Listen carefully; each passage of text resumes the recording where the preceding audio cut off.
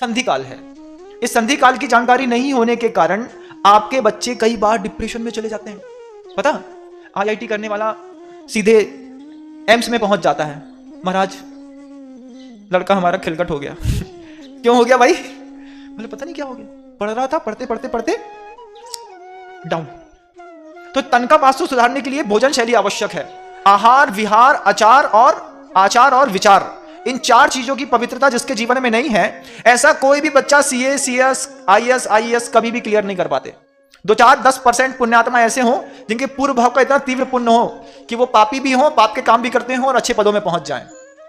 लेकिन जब आपको पता चले कि अपना वास्तु, अपना समय खराब चल रहा है, तो आपको सबसे पहले घर के अंदर रह करके उस संधि काल की आराधना के समय इस तन के वास्तु को ठीक करना चाहिए। और मन के और भी कहा है कि ये तन के वास्तु में यहां पर कहा है कि पानी ऐसा वैसा नहीं पीना चाहिए। हंसोदक जल का प्रयोग आयुर्वेद में बताया। ऐसा पानी पीना है कि उस पानी में सुबह दिन भर धूप पड़ी हो और रात में चंद्रमा की चांदनी से वो शीतल हुआ हो। अगर ऐसा हंसोदक जल आपको मान लीजिए नहीं मिलता है, महाराज हमको कहां मिलेगा, तो फिर आप उसके घर में प्रयोग कर सकते हैं कि आप अपने ही घर के पानी में थोड़ा मिश्री या बूरा मिला लिया, गुड़ मिला लिया, या फिर उसी पानी में थोड़ा सा धनिया मिला लिया, सौंफ मिला लिया। इससे आपके उस पित्त भाव की शमित शांति होती है, शरीर में रोग नहीं होते। शरीर में रोग नहीं होते तो बच्चा रात में 2 बजे तक जगता नहीं है। Early to bed and early to rise makes a man, बचपन में पढ़ा था ना, healthy wealthy and the wise. तो यहां पर सबसे पहले हेल्दी होने के लिए तन का वास्तु सुधारो। तन का वास्तु सुधार करके रात में 9 बजे सो जाओ, राक्षस प्रहर में 9 साढ़े 9 तक सो जाना चाहिए। दुनिया के सबसे बुरे काम राक्षस प्रहर में होते हैं। विचार शक्ति इतनी खराब होती है इस राक्षस प्रहर में कि सबसे गंदे काम 9 से 12 के बीच में होता है। 6 से 9 का रौद्र प्रहर, इस रौद्र प्रहर में आदमी बुरे बुरे विचार पैदा करता है। सोचता है अभी मुझे शराब पीने जाना है, अभी मुझे क्लब में जाना है, अभी मुझे कैबरे देखने जाना है, अभी मुझे होटल में जाना है। इस समय 6 से 9 बजे तक आदमी धारणा बनाता है रौद्र काम करने की। 9 से 12 तक जब राक्षस प्रहर चलता है उस समय इन कार्यों में प्रवृत्त हो जाता है। तो जैसे ही 9 से 12 का समय चले तो आपका कर्तव्य है कि आप अपने घर में सो जाओ। कोई आपत्ति नहीं है घर में सोने से। महाराज लड़का पढ़ रहा है, आईआईटी का एग्जाम देना है, आप सोने की बात कर रहे हैं, रात को 2 बजे तक पढ़ता है हमारा लड़का। तो भैया मैं पूछता हूं कि आपका लड़का रात में 9 से 2 तक पढ़ता क्यों है?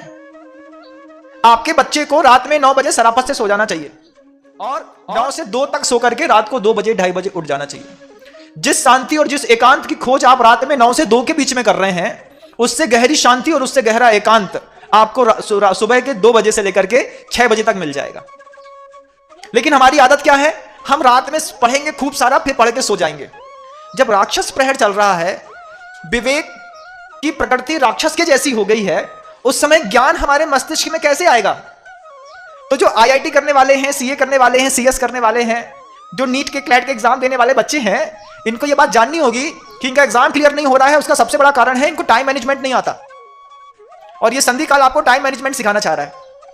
संधि काल ये बताना चाह रहा है कि आपको दुनिया की सबसे बेहतरीन दिमाग वाला बनना हो, आपको सबसे बड़ा लीडरशिप करना हो, अपनी क्वालिटी डेवलपमेंट करनी हो, तो सबसे पहले क्वालिटी डेवलप करिए कि early to bed and early to rise. सबसे पहले 9 बजे सोना सीखो। जैसे ही राक्षस प्रहर शुरू हुआ 9 साढ़े 9 पे सो गए, रात को 2:30 बजे, पौने 3 बजे उठ गए। ये 2:30 पौने 3 बजे का समय है, इसको कहते हैं मनोहर काल। नाम ही देखो कितना अच्छा है, मनोहर काल। 12 से 3 का समय कहलाता है गंधर्व काल। दुनिया भर के देवी देवता मंदिरों में जाकर के ढोल बजाते हैं, घूमते हैं, फिरते हैं, दुनिया भर के काम करते हैं 12 से 3 के बीच में, जिसको कहते हैं गंधर्व काल।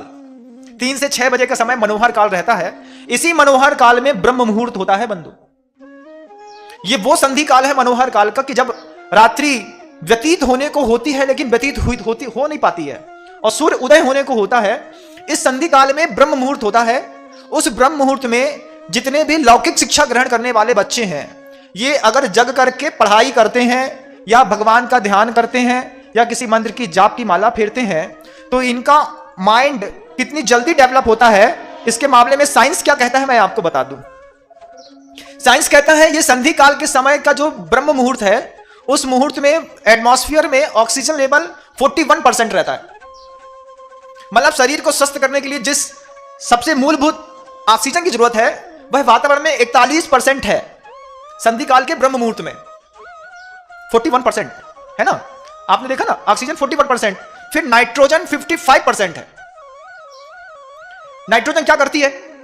आपने कभी देखा हो खेतों में फसलों को डेवलप करने के लिए नाइट्रोजन डाला जाता है, जिसको आप यूरिया कहते हैं, है ना, वो नाइट्रोजन ही रहता है।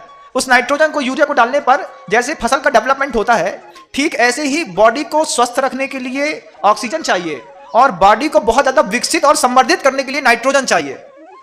तो वो जो नाइट्रोजन का लेवल है वह सुबह के उस ब्रह्म मुहूर्त में 55% रहता है। अगर कोई रोगी व्यक्ति है जिसको किसी प्रकार का रोग हो गया है, किसी को किसी प्रकार की बीमारी हो गई है और उसमें सुधार नहीं हो रहा है, तो उसको सुबह के इस ब्रह्म मुहूर्त में उसके बिस्तर से हटा करके सफेद कपड़े पहना करके बिठा दो।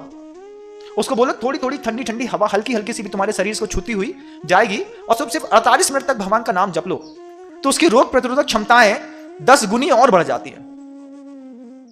तो नाइट्रोजन 55% और कार्बन डाइऑक्साइड का लेवल मात्र 4% रहता है। 55% नाइट्रोजन, 41% आपके अंदर ऑक्सीजन और मात्र 4% की कार्बन डाइऑक्साइड इस ब्रह्म मुहूर्त में सुबह सुबह होती है। और अभी भी जब यह बात मैं आपको कह रहा हूं, आप खुद सोचिए कि आपका बच्चा आपके घर के अंदर सो रहा होगा।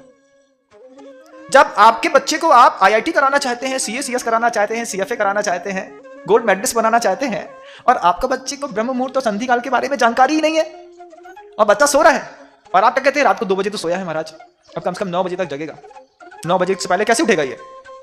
जबकि महाराज श्री की इसके बारे में बहुत अच्छी मोटिवेशनल स्पीच है, जिसमें महाराज श्री ने कहा था कि रात में 9 बजे से 12 बजे के बीच में प्रत्येक घंटे में 3 घंटे की नींद पूरी होती है। मतलब 1 घंटे सोएंगे तो 3 घंटे का बॉडी को रिलैक्स मिलेगा, तो 3 घंटे सोए तो 9 घंटे का रिलैक्स मिल गया। फिर 12 बजे से लेकर के 2 बजे के बीच में 1 घंटे में 1.5 घंटे की नींद पूरी होती है।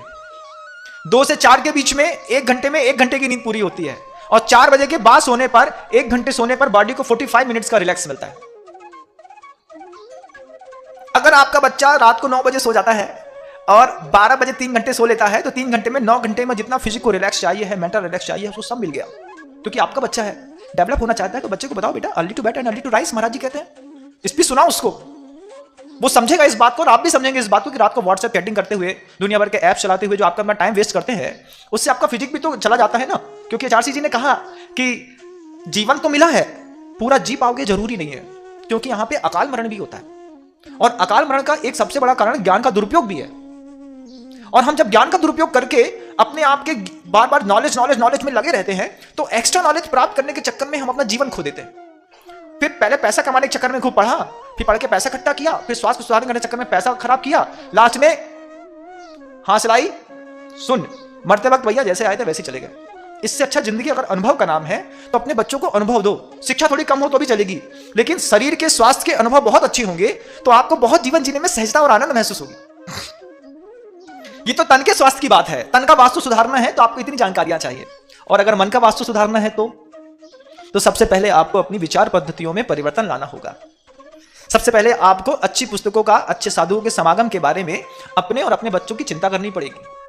फिर यही वो संधि काल, लो यह संधि काल है ना, ये संधि काल क्या सिखाता है आपको कि अगर आपको अपने मन के अंदर, जिसके अंदर, जो कि पिछले 4 शब्दों पहले ये बात यहां पर हमने कल बताई थी कि ईर्ष्या पर विजय प्राप्त करना सबके बस की बात नहीं है, और वह भी स्त्री पर्याय में अनहोनी सी घटना।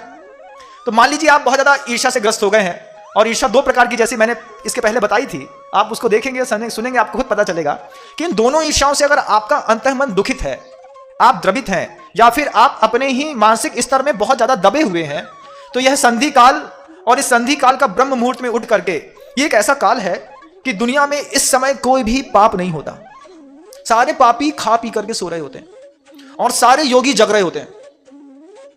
जितने साधु हैं, संत हैं, जितने भी सत्पुरुष हैं, जितने भी सज्जन लोग हैं, इस काल में जग रहे होते हैं। एक साथ बहुत सारी डिवाइन सोल्स एक साथ बैठी हो और वो मंत्रोच्चार कर रही हो, आत्मा ध्यान कर रही हो, साधना कर रही हो, और उस साधना से पूरा का पूरा वातावरण प्रभावित हो।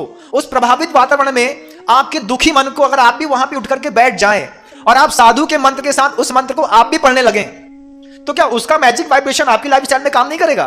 करेगा। लेकिन हम सोते हैं महाराज, क्योंकि हम रात को 1:30 बजे तो व्हाट्सएप से फ्री होते हैं। अब 1:30 बजे फ्री होंगे तो 10 बजे उठेंगे, जबकि यहां पर अच्छा जीवन जीने वालों के लिए कहा जा रहा है कि वो सुबह उस ब्रह्म मुहूर्त में उठ करके घर के प्रत्येक सदस्य का काम, अगर माता पिता सजग हैं, अगर माता पिता थोड़ा भी कॉन्शियस है इस बात के लिए कि मेरा बच्चा है, मुझे डेवलप करना है, टीचर्स क्या डेवलप करेंगे और पैसा क्या डेवलप करेगा, तो माता पिता खुद बैठ जाते हैं साफ सफेद कपड़े पहन करके, बेटा ब्रह्म मुहूर्त है, अपन माला फेरते हैं। तो घर के अंदर एक व्यवस्था बना ली माला फेरने की। उसके पीछे का लॉजिक भले बच्चे को बाद में समझ में आए, लेकिन क्रिया पहले शुरू कर दो। महाराज श्री आचार्य सिंह जी कहते हैं इस बात को कि अपने यहां द्रव्य का जितना प्रभाव पड़ता है उससे ज्यादा प्रभाव काल का पड़ता है। और अगर काल का प्रभाव पड़ता है तो वह ब्रह्म मुहूर्त, जो संधि काल तो आपको 8 मिलेंगे पूरे दिन में, लेकिन सुबह के उस संधि काल के साथ ब्रह्म मुहूर्त मिलना बहुत दुर्लभ है। और उस समय आपकी संतानें घर के अंदर सो रही होती हैं, अभी 9 बजे सो के उठेंगी। कई माँ बच्चे तो अपने बच्चों को सुला के आई हैं कि भैया जब तक प्रवचन सुन के जाएंगे तब हमारा बच्चा उठेगा।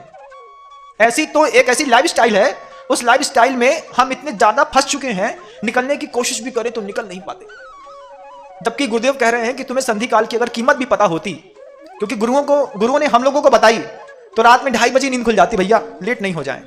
महाराज उठ तो जाते हैं लेकिन आंख में ऐसी झपकी मारती है, क्या बताएं। थोड़ा खिड़की खोल दो, थोड़ा अपने जाके वॉशरूम में जाओ, आंख में थोड़ा सा पानी ठंडा लो और 5-7 बार ऐसा ऐसा मलो।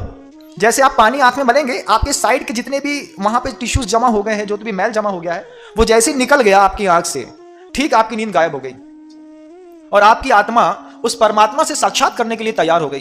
तो सुबह सुबह का वो समय उन IITians के लिए, उन CA CFA करने वालों के लिए इतना जरूरी है।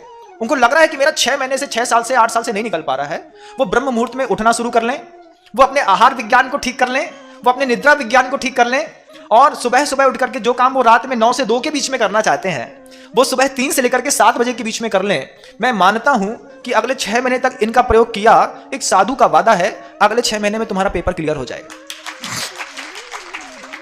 और फिर भी कमी रहे तो मेरी बताई बात में कमी नहीं है, तुम्हारे पुण्य में कमी है, मुझसे आकर के मिलना, मैं और विकास के सूत्र आपको समय समय पर देता रहूं। ये ऐसा संधि काल है जो मन का और तन का दोनों का सुधार करने वाला है।